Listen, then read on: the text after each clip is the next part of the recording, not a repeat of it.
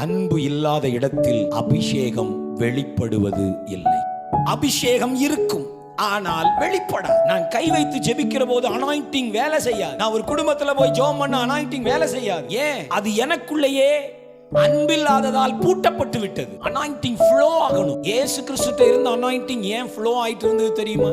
அவருக்கு தெரியாமலேயே கடத்தப்பட்டது. அவருடைய வஸ்திரத்தின் ஓரத்தை வந்து 12 வருடம் இரத்தப்போக்கோடு இருந்த ஒரு ஸ்திரீ தொட்டாள், அவளுக்குள்ள வல்லமை பாய்ந்தது இருக்கு. எப்படி வல்லமை பாய்ஞ்சதுன்னா, இயேசு அன்பின் மறு உருவமாயிருந்தார். அவர் மனதுருகி ஜனங்களை தொடுகிறார்.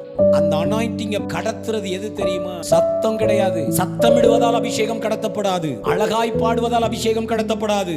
நான் பல குறிப்பெடுத்து பேசுவதால் அபிஷேகம் கடத்தப்படாது. என்னுடைய மனதுருக்கமே எனக்குள் இருக்கிற அபிஷேகத்தை பாயச் செய்கிற வாய்க்காலாயிருக்கிறது.